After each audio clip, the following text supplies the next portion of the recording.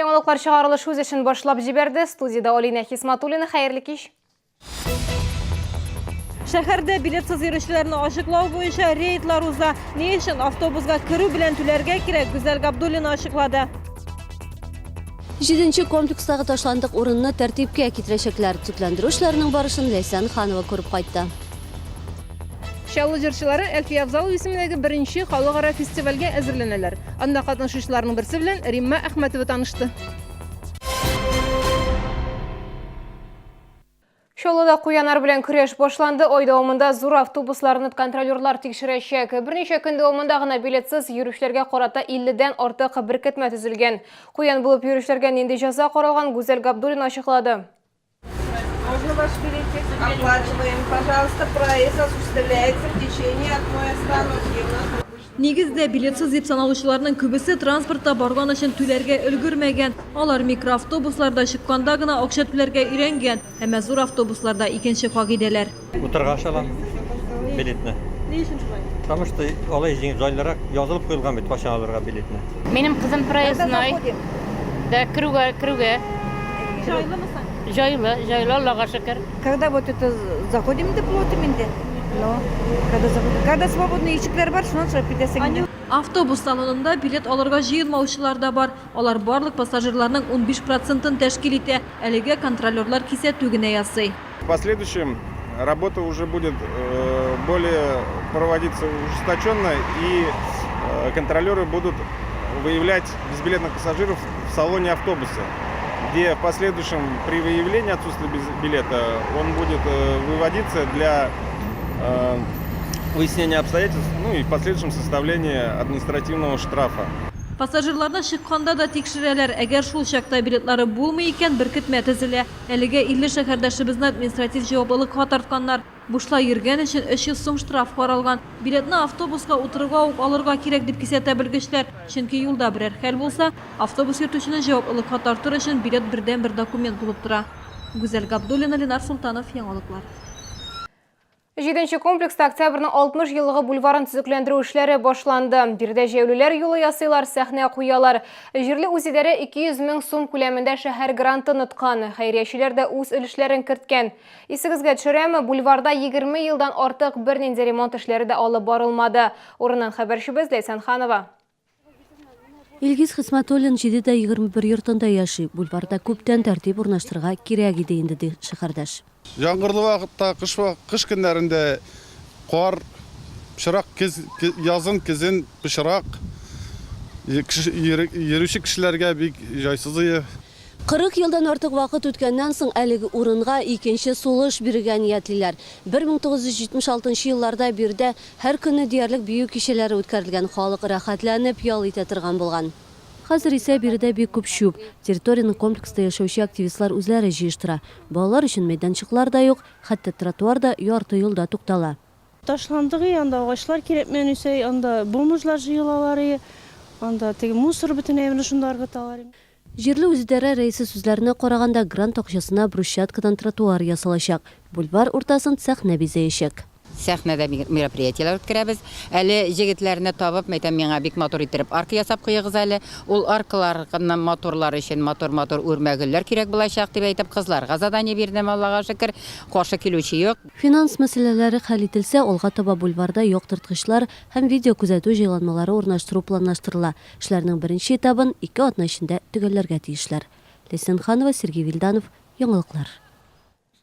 59-нчы балалар бакчасында бала агулану буенча тикшерү бара. Кичә бер төркемдә бер юлы 5 сабый үзләрен начар хис итә башлый. 2 яшьтә 10 айлык кызны агулану билгеләре белән хастаханәгә алып китәләр. Хәзер ул кам балалар медицина үзәгендә дәвалана, хәле начар түгел. Безгә хәбәр итүләренчә, кичә Роспотребнадзор белгечләре әлегә 5 бала өйләрендә һәм бакчада ашаган барлык ризыкларны анализга алганнар. Тикшерү нәтиҗәләре бер атнадан билгеле булырга тиеш. Шул вакытта сабыйларның кайда, нинди ризык белән агулануларын төгәл әйтеп булачак. КамАЗ мәдәният йортында чираттагы эш урыннары ярминкәсе үтте. Барлыгы 17 предприятие вакансияләр тәкъдим итте. Бүгенге көндә мәшгульлек үзәгендә 848 эшсез шәһәрдәш исәптә тора. Эш урыннары исә 6000-нән дә артып китә. Ни өчен кешеләр эшкә урнашырга ашыкмый? Теманы хәбәрчебез Ләйсән Ханова дәвам итә. Bugün iş orunları yarminkasi ayrıca canlı ötті. Hizmet orun izlevçiler de, iş təqdim etüşler de şoqtay. Мы предлагаем на сегодняшний день вакансии электромонтажников по внутренним и наружным сетям электроснабжения, электромонтеров по испытаниям и измерениям. Kadrlar bölüge hizmetkarları aytuınca kişiler yarminkada təqdim etilgen hizmet haqların asısına. Yaşlar için ol 18-20 min sum bolsa, tecrübeliler için 20 min sumdan başlana. Tek kişi özün ko'rsatib, akşanı arttıra aladı bilgiçler. Yarminkada hizmet haqına beyli bolmagan sebep bilen de özlerine yaraklı iş taba almauşlar buldu. Оқытушы іші керегінде. Школда. Школда болса, садикта болса кереги. Шол. Bunda yok mu? Yok, мұнда yok. Мұнда КамАЗлар ғана. Şiratdagi yarminke 4 oktyabrda bulacaq. Ул pensiya yaşındagi yoki loyiqli yolga шығар vaqti yaqinlashib kelişi ilkanlar için maxsus uyushtirila. Desenxanova, Sergey Vildanov, Yangiliklar. Bugün Şalı kitapxanalarında Aşık İşikler Günü uzdı. Şehirdaşlarımız için büyük köp mavuklarga şeşaralar uyuşturuldu. Bu ekskursiyalar, oyunlar, uçraşular. Яңа шәһәрнең 12-нче татар kitapxanасы бүгенге көндә 21 меңнән артык китапка ия. Аның фондлары ел сайын 1 мең басмага яңара, китапларны кешеләр дә алып килә. Kitapxанага исә 3450 кеше йөри. Мектеп укучылары күбесенчә мектеп программасы буенча китапларны сорыйлар. Рус телендә, татар гимназияләреннән киләләр.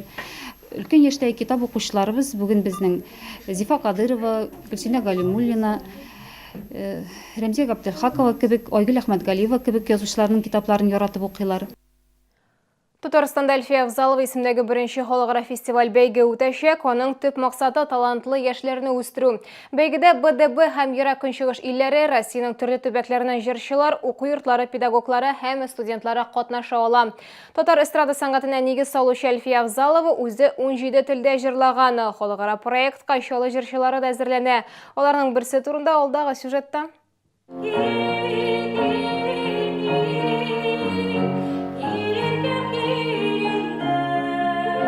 Альбина фестивальдә Әлфия Авзалованың иң танылган җырларының берсен башкарачак.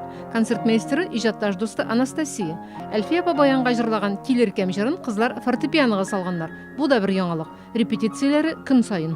Именно Альбина меня привязала к татарской музыке и именно к музыке Әлфии Авзаловой. Для меня так, что это тоже, наверное, было неким каким-то открытием, послушать ее исполнение, потому что мне интересно, как это все звучит. Альбина Мәҗитова 5-нче балалар музыка мәктәбендә вокал укытучысы булып эшли.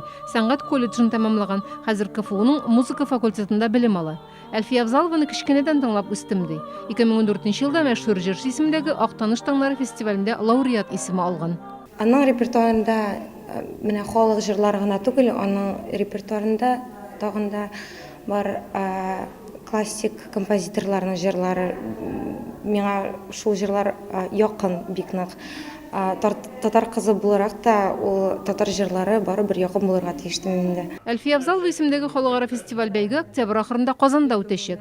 Анда Кызылтау, Энергетик, Эврик мәдәният үзәкләре җырчылары да катнашырга әзерләнә. Рим Әхмәтова, Ленар Солтанов, Яңалыклар. Хәзер рекламалы мәгълүмат, көзге салкыннар якынлаша, шәһәрдәшләр Ивановадан килгән ярминкәдән җылы юрганнар, кием салымы, йорт, җир кирәк яраклары сатып алырга өлгерә әле. Мегастрой гипермаркеты янында урнашкан парковкада ярминкә дәвам итә. Шәһәрдәшләр йокы күлмәкләрен, халатларны яратып ала ди сатучылар. Сарык һәм дөя йоныннан эшләнелгән юрганнар да популяр. Чөнки алар аеруча да җылы, бамбуктан ясалганнары да бар. Биредә үк урын җир кирәк яракларын да сайларга мөмкин. На нашей ярмарке представлен большой ассортимент товара. Комплекты из тканей поплина, сатина, бязи. Подушки у нас бамбуковые, детские, верблюжьи, овечьи, лебяжий пух, пух-перо, эвкалиптовое волокно, экофайбер. Бирдә спорт белән шөгыльләнер өчен өйдә, эштә уңайлы булган киемнәрнең киң ассортименты тәкъдим ителә. Тәҗрибәле сатучылар киңәш бирергә әзер. Все приобрела, все для дома нужное, все необходимое. И внучке, и дочери, и мужу, и себе. Доступные цены. Күңелгә ошаган товарны сатып алырга вакыт бар әле. Ярминкә 7 октябрьгә кадәр дәвам итәчәк. Иваново текстиле павильоны Ярчаллы проспекты 37А адресы буенча урнашкан Мегастрой гипермаркеты янында эшли.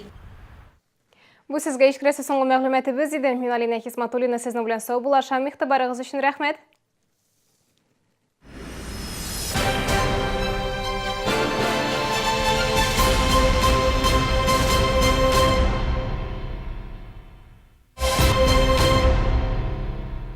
Центр занятости информирует, достижение гражданином предпенсионного возраста не может служить причиной для установления ему ограничений в трудовых правах, в том числе при приеме на работу. Телефон 52 51 12.